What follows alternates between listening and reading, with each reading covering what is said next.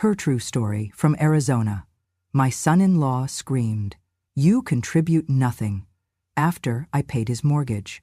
So I canceled the mortgage payment they forgot I made. He raised his voice. I raised the bank statement. Dinner was almost ready. The scent of baked chicken and rosemary hung in the air, mixing with the dull sound of television static from the living room. Emily was spooning mashed potatoes onto a serving platter while I set the table, slowly, carefully, as I always did now. My joints were stiffer these days.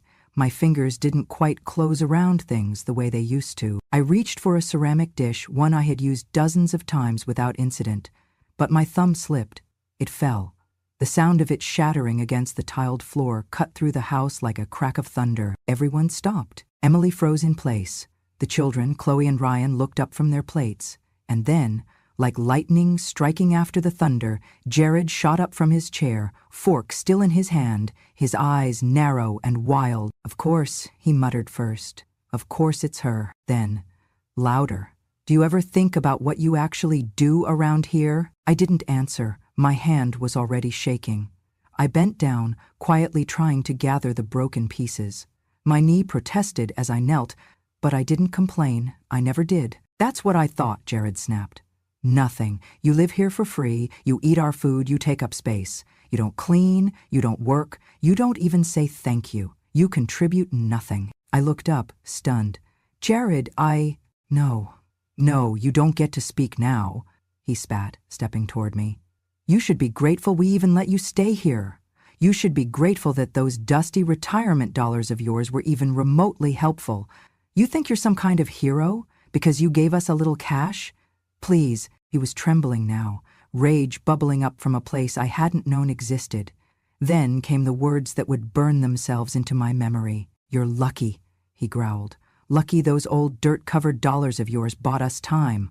Otherwise you'd be in a home, old hag." Time stopped. I stayed on my knees, pieces of the plate cutting into my palm, but I didn't feel them. I only felt the heat rise to my face, the ache swell behind my eyes. Not from embarrassment, but from something far deeper. My own daughter stood beside him, silent. She didn't reach for me. She didn't stop him. She looked at the floor. I slowly pushed myself upright and placed the broken pieces onto the counter. Jared had already stormed back to the table, muttering under his breath. The children sat in silence, confused and wide-eyed. Emily brought over the rest of dinner, moving as if nothing had happened. I wanted to scream. I wanted to grab her and ask, "When did you become this woman? When did you forget who raised you, who sat by your hospital bed when you had pneumonia at 8, who sewed your prom dress by hand, who gave you the down payment for this very house when Jared lost his job during the pandemic?" Instead, I took my seat at the far end of the table, the guest corner, as Jared called it. The kids began to eat. Jared poured himself another glass of water. Emily passed me the bread basket without a word. I placed it down without taking a slice. I didn't have an appetite. Inside, something had shifted. It was like a door had opened, quietly but firmly. A door I had left shut for years, believing that love meant sacrifice and silence, that family meant endurance, that a mother's job was to give and forgive endlessly, even if no one said thank you. But as I looked around that table, at the husband who saw me as a burden, at the daughter who no longer defended me, at the grandchildren who were learning how to treat their elders by watching, I realized something that chilled me to the bone. They had already written me out of the family picture. I was no longer Irene, the mother, the grandmother, the woman who had kept everyone afloat in silence. I was just extra, an afterthought. "You'll wait, old hag."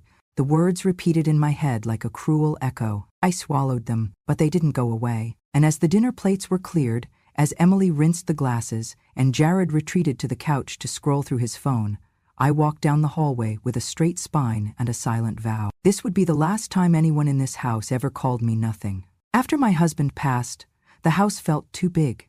The silence in it was too loud, too hollow. Every room held memories. Our wedding photo in the hallway, the chipped mug he used every morning, the garden he loved that I no longer had the strength to tend. I would sit in the kitchen, sipping tea alone, staring at the empty chair across from me, and wonder how a home so full could feel so abandoned. I tried.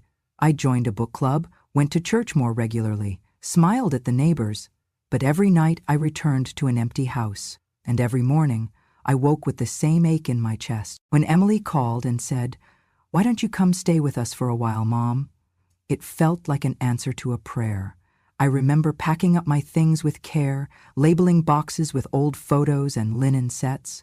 I sold the house, said goodbye to the porch I used to sweep every Saturday morning, and convinced myself it was time. At my age, I thought, all I need is to be near family. Nothing else really matters. The profit from the sale, along with my pension and George's life insurance, left me with a decent sum, enough to live comfortably, modestly. I didn't need much. But Jared and Emily were in a tough spot when I moved in. Jared had been laid off the year before, and the mortgage payments were stacking up. The house, the same one I had helped them buy years earlier with a small loan, was on the brink of foreclosure. I watched them argue about money late at night, thinking I couldn't hear. I saw the red bills on the counter, the unopened envelopes. Emily would rub her temples and whisper, "We'll figure it out." But I knew they wouldn't. So one afternoon, when they were both out, I went to the bank. I didn't ask for permission. I didn't announce what I was doing. I simply spoke with a loan officer, explained that I wanted to set up automatic mortgage payments from my retirement account 12 months in advance. It took less than an hour. I walked out with a receipt and a quiet heart. I did it not for thanks, not for recognition, but because I wanted to protect them. I wanted to protect the idea of family.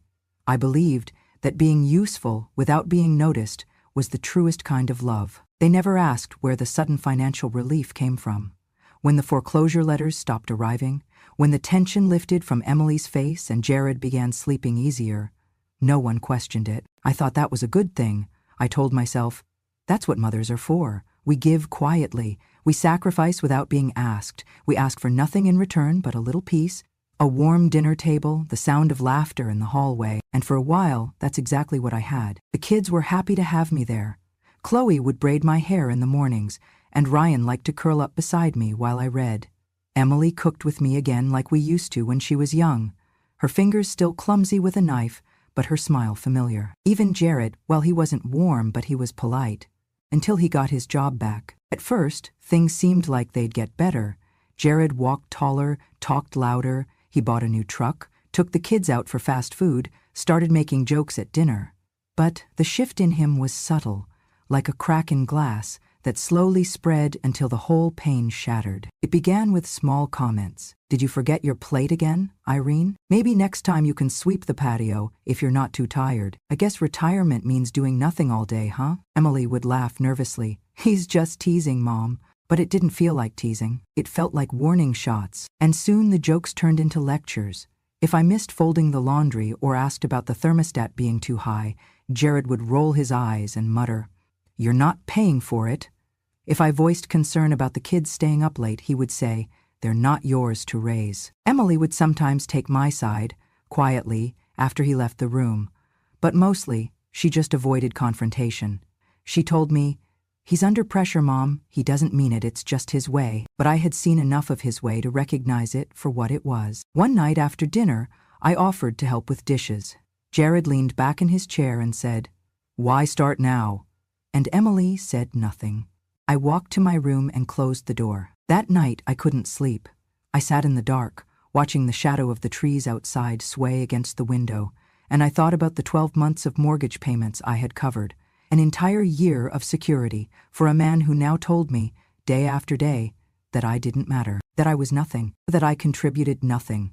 That was the night I realized my love was not being misunderstood. It was being used. I had spent so long trying to keep the family together that I hadn't noticed I was the only one holding the pieces. And now, they were cutting into me. That night, I whispered to myself what I had been too afraid to admit for months. They don't see my love as a gift.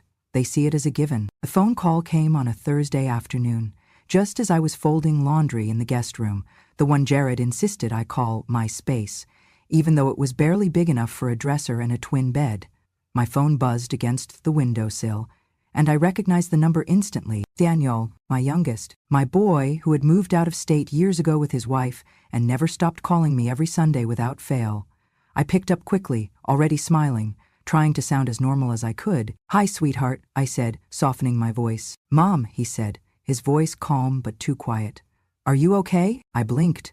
"Of course I am." "Why?" There was a pause. "I just got off the phone with Emily. She was ranting about something, said Jared's been stressed lately and that you're not helping?" "I don't know.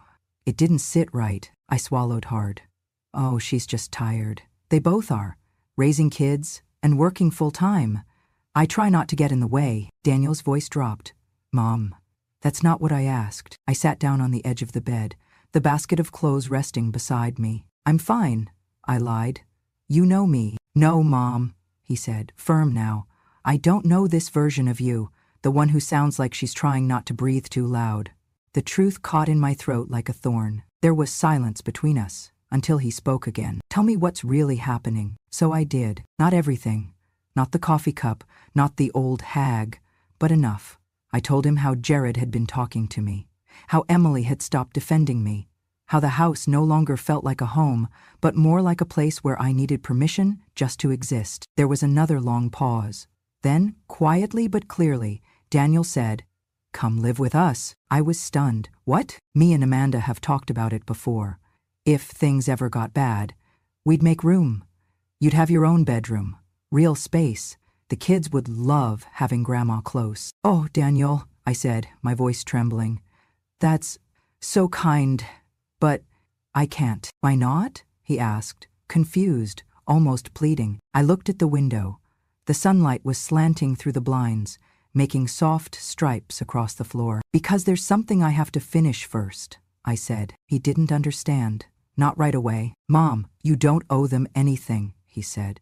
"You don't have to prove anything to anybody." I smiled, even though he couldn't see it. "It's not about proving anything. It's about making sure they learn what happens when you treat love like a bank account that never runs dry." He exhaled, quiet for a while.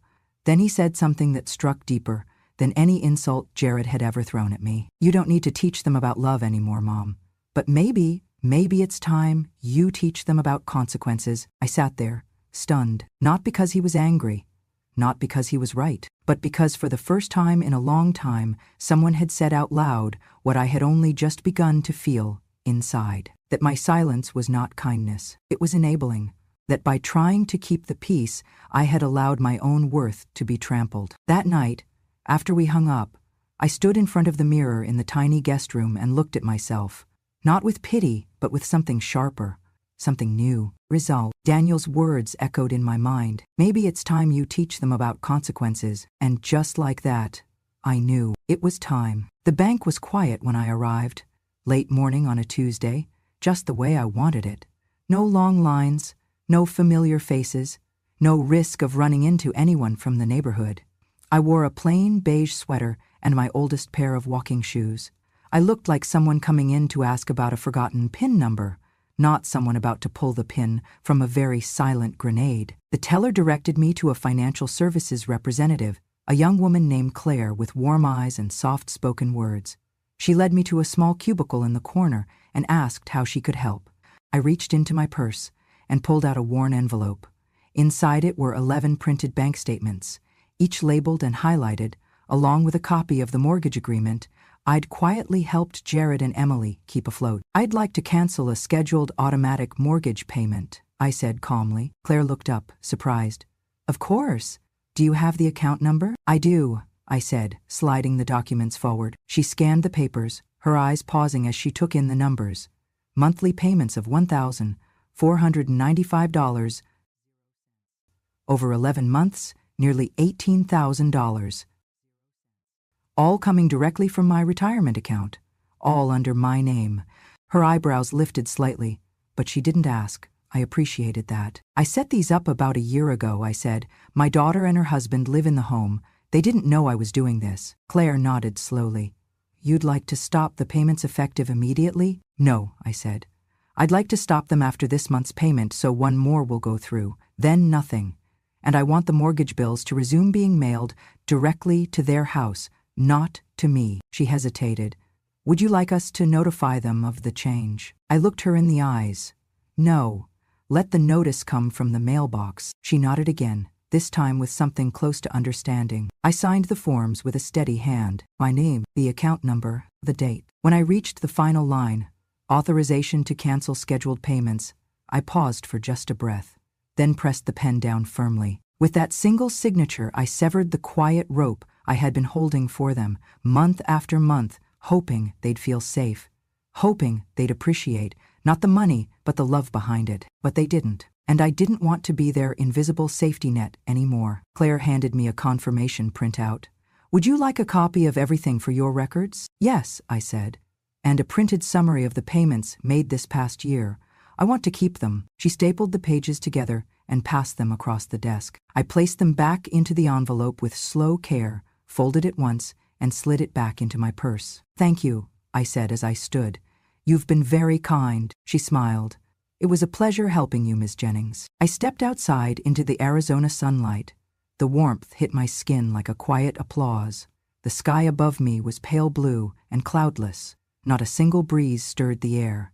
But inside, I felt something shift. Not rage, not revenge, just finality. I wasn't walking away from them. I was walking back to myself. Back to the woman who had earned every dollar in that savings account through decades of teaching, of budgeting, of late nights planning her husband's medication schedules, of packing lunches and balancing checkbooks. They hadn't just insulted my generosity, they had insulted my life. And now, with the payments scheduled to end in exactly 30 days, the clock had begun ticking. Not a bomb in anger, but a timer of truth. The kind that would show up in a mailbox with bold red letters that read, urgent, past due. And when it did, Jared would no longer have my silence to hide behind.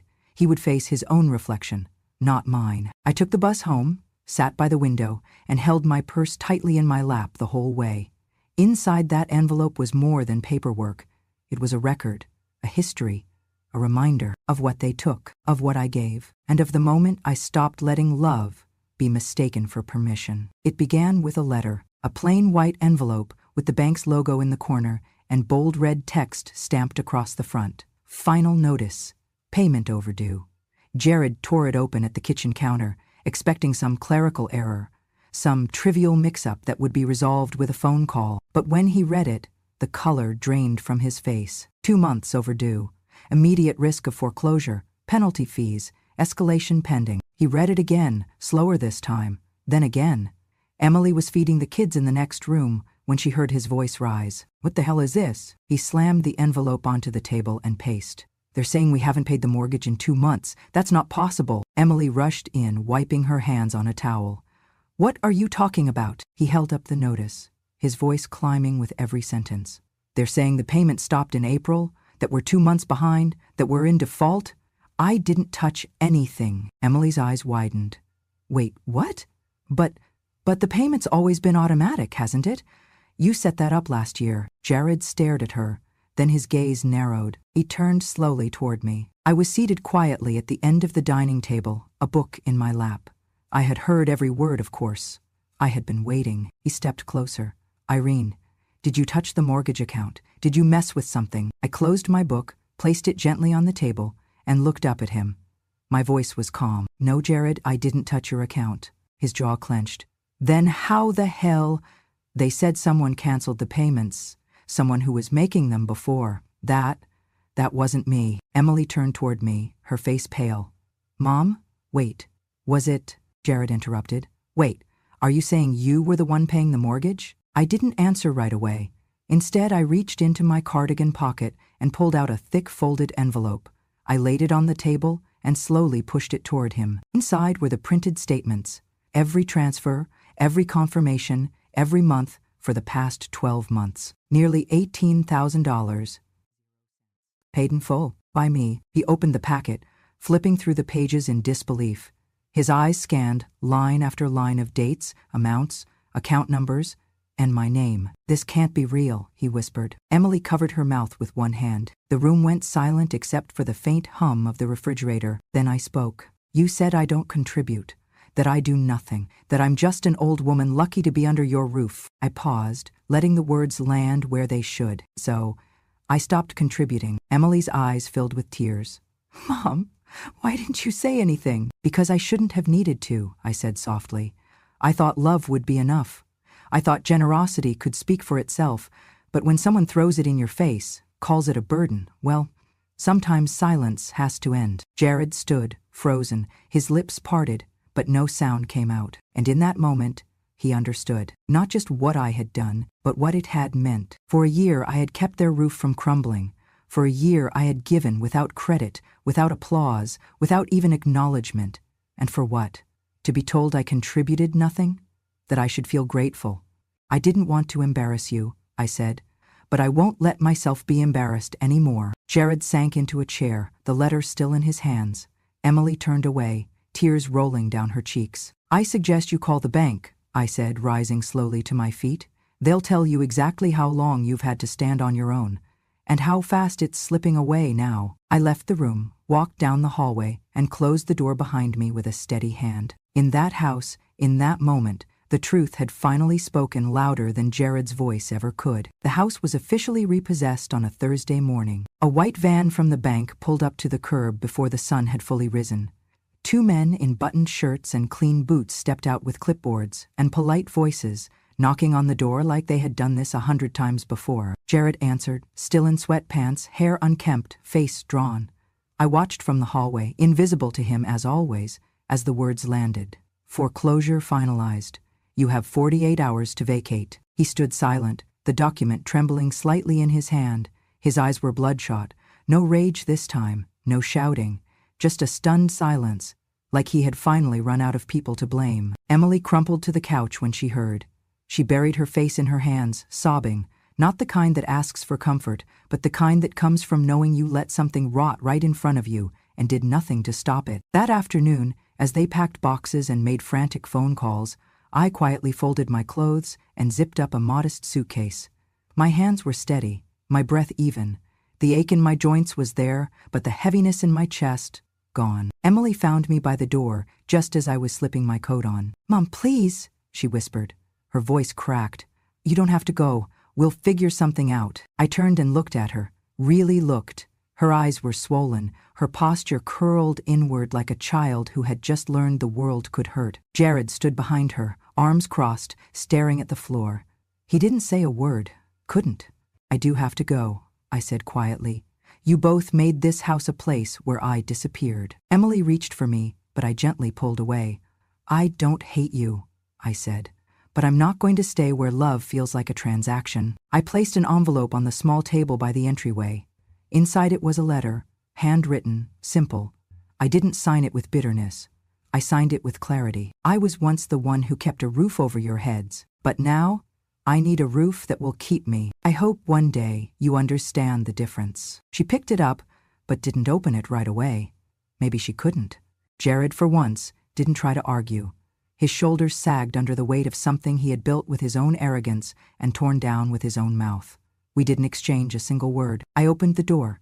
The sun outside was gentle, Arizona in its golden hour, casting soft light on hard truths. Daniel's car was already waiting at the curb. He stepped out the moment he saw me, walking quickly to help with my bag. His arms wrapped around me in a way that said, "You're safe now." No hesitation, no resentment, no keeping score. As I sat in the passenger seat, I glanced once more at the house behind me, the place where I had hoped to grow old quietly, surrounded by family. Instead, it had become a shrine to resentment and entitlement. And now it was just a house again, not a home, not for anyone. As we drove away, Daniel reached over and squeezed my hand. "I'm sorry it came to this," he said. I shook my head. "Don't be." I let them believe my silence was weakness. Now they've heard what strength sounds like. The ride was long but peaceful, the kind of quiet that doesn't need to be filled. When we arrived at his home, my daughter-in-law Sarah was already on the porch with a warm smile and open arms. The kids peeked from behind her, giggling, calling out, "Grandma!" And just like that, I was home again. A different home. One not built with wooden brick, but with respect, with kindness, with space for me to be exactly who I am. No pretending, no disappearing, just belonging. And for the first time in years, I slept in a room where no one slammed doors. No one rolled eyes. No one made me feel like love had to be earned in silence. That night, I lay beneath a quilt Sarah had stitched herself, the scent of lavender on the pillows. Through the open window, I heard crickets and the faint rustling of wind through desert shrubs. I closed my eyes and whispered into the dark. "I'm not lost. I've just come back to myself. And the stillness answered like an old friend. Peace looks different when you've had to fight for it. At Daniel's home, peace is waking up to the smell of pancakes and hearing children giggle down the hallway.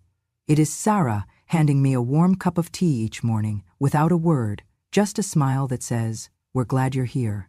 It is not being asked what I can offer, but being reminded every single day that I matter just because I exist. My room is simple. Soft curtains, a rocking chair near the window, shelves filled with books Daniel rescued from my old house, the same photos but on new walls, the same woman but no longer invisible. Weeks passed before Daniel brought up the will. He didn't do it out of greed, he did it because he believed in honesty. He had always been like that. Even as a boy, Daniel never liked secrets. "Mom," he said one evening as we sat on the porch, "I think we should update your estate plan. You've been through a lot. It's time you decide what happens next, not someone else." So a week later, we sat in the office of a kind, soft-spoken attorney named Mrs. Calder. Her office smelled like cinnamon and old books. The sun poured through the windows, touching everything like a quiet blessing. I listened as she reviewed the documents, walking me through each section. Then she asked the question that froze the room in a still, sacred moment. "And who would you like to name as your beneficiaries?" I didn't hesitate. "Daniel and Sarah," I said. "They've given me back more than I ever lost." She nodded, making the notes with grace. There were no dramatic pauses, no courtroom gavel, no confrontation. Just the sound of a pen signing away everything I owned, land, investments, savings, to the only people who had made me feel at home. That night, Daniel hugged me longer than usual. "Thank you," he whispered. "But just so you know, you never had to." "I know," I replied. "That's why I did." The next afternoon, Emily called. I saw the name flash on my phone and sat staring at it for a full minute. My thumb hovered above the answer button, not out of anger, but from a deep well of caution. I answered. "Hi, Mom." Her voice was fragile, hesitant, a shadow of the woman I had once raised to be strong. "I heard about the house, the will. Daniel told me." I said nothing. "I just wanted to say I'm sorry. For how Jared spoke to you. For how I didn't stop him. For all of it." She paused, waiting. "I miss you. The kids miss you. I was hoping maybe you'd forgive me. Maybe we could start over." I leaned back in the chair, watching birds land on the fence just beyond the window. I thought about the years I had spent believing that love meant endurance, that silence was dignity, that being family meant staying no matter how much it hurt. But now I had learned something else. "I forgive you, Emily," I said, softly but firmly. "I truly do." She let out a breath that sounded almost like a sob of relief. But then I added, "But forgiveness doesn't always mean starting again. Sometimes it just means letting go of the weight." The line went quiet. Then slowly she said, "So, you're not coming back?" I closed my eyes, letting the truth come out like wind through dry leaves. "No, I'm not." Silence again. And then, finally, the sound of quiet tears. "I understand," she whispered. "I just wish I had known sooner." I nodded, more to myself than to her. We all wish a lot of things. When I hung up, I didn't feel triumphant. I felt clean, like something that had been tangled inside of me for years had finally come loose. That night, I sat at the dinner table with Daniel's family, laughing at a joke his youngest had told, eating too much butter on my bread, wearing a sweater Sarah had knit me for no occasion at all. No occasion, just love. And I thought, as I looked around the table lit by golden light, sometimes your real family isn't just blood. It is whoever still stands beside you when the storm finally breaks. They invited me to speak at a community event last spring. Something about awareness and advocacy for elder mistreatment. I almost said no. I am not a speaker. I am not loud. I have never raised my voice in a room unless it was to call children in for dinner. But Daniel gently encouraged me. "It's just your story, Mom," he said. "You've already lived it. Now you just have to say it out loud." So I did. They set up folding chairs under the trees at the local library's courtyard. The sun filtered through the branches, scattering warm spots across everyone's shoulders. There were more people than I expected, young faces, older ones, even a few teenagers with their arms crossed, pretending not to listen, but staying anyway. I told them the truth. I told them about my house, my savings, the bank transfers, about the night the plate slipped from my hands, and the words that came after. I told them about Jared, about the silence of my daughter, about the weight of staying quiet, not because I had nothing to say, but because I believed my love was best proved through endurance. And then I told them about the moment I chose to stop enduring. When I paused, no one moved. Then a young woman in the front row wiped her face. A man in his 40s lowered his head into his hands. Another lady whispered, "That was me." When I closed, I didn't offer revenge. I didn't speak about what they owed me. I simply said, "I do not need anyone to thank me, but I will never again let anyone treat me like I am zero." That was the sentence they remembered. Someone recorded it, and within a few weeks, it started showing up on posters, social media posts, even the walls of a local senior center.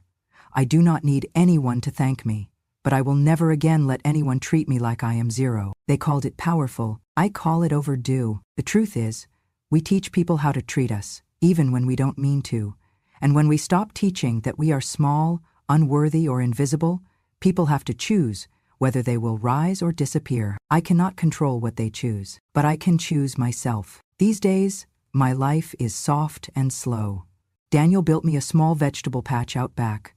I plant too many tomatoes and not enough zucchini. Sarah brings me yarn and lets me knit blankets that no one asked for but everyone uses.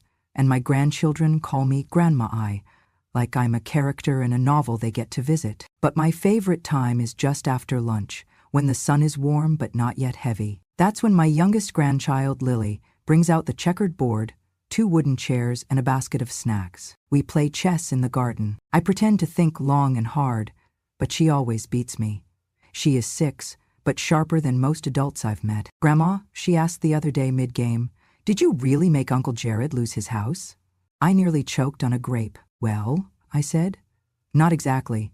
I just stopped paying for it," weighing on my shoulder. I thought for a moment. "Because, honey," I said gently, "sometimes, when people forget the gift you gave them, you need to take it back. Not to be mean, but to remind them it was never theirs to take for granted." She considered this, squinting down at the board. "Like when someone forgets you shared your sandwich and they act like you never had one." I smiled. "Exactly like that." She nodded and captured my rook. "Check," she said, grinning. The wind stirred the leaves overhead. The scent of rosemary and sun-warmed soil drifted across the table. A blue jay called from the fence post. And I smiled, not because I had won anything, but because I no longer had to. I was no longer trying to be useful, or perfect, or quiet. I was just living, whole, unapologetic, still soft, still kind, but never again invisible. Later that evening, Daniel brought in the mail and handed me a card. No return address, but I recognized the handwriting. It was from Emily, and simply read, "I saw the quote on Facebook. It was you, wasn't it? I know you don't owe me anything, but thank you for standing up, even when it meant turning away from me. I'm trying to be better. I'm not there yet, but I'm trying." I tucked the card away in a drawer beside my old wedding ring, a few black and white photos, and George's tie clip. I didn't cry. I just sat for a while, in that quiet.